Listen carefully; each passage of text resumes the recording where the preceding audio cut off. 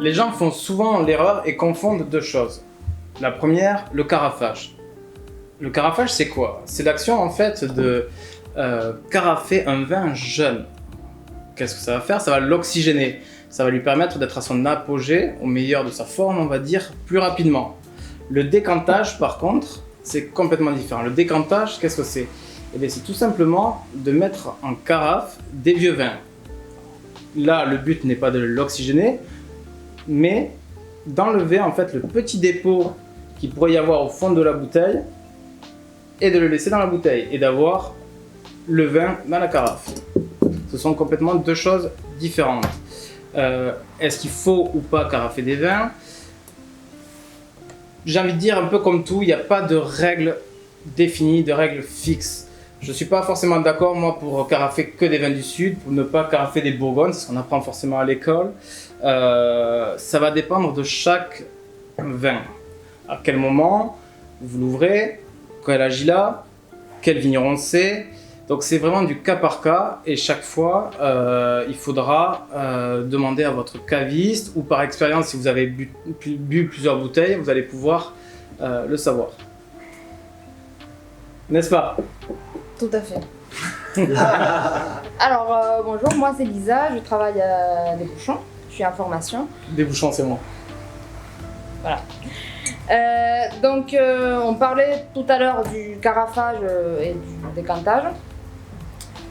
C'est vrai qu'à l'école, on apprend les généralités sur le vin, comme quoi par exemple les vins du Nord, il ne faut pas les carafer. Les vins du Sud, il faut les passer en carafe. Pareil pour les vieux vins, il faut les décanter. La réalité, c'est pas toujours comme ça. On le voit tout le temps à la cave, on pense et parfois on peut se tromper. Ça, on l'a ouvert. C'est vraiment au cas par cas en fait, chaque millésime et chaque vigneron. Et on l'a vu par exemple il y a quelques temps quand on a ouvert le Ganva sur les Poulsards. En fait, on l'a pas carafé parce qu'on pensait qu'il n'y avait pas besoin. Et après, on s'est rendu compte qu'on aurait dû.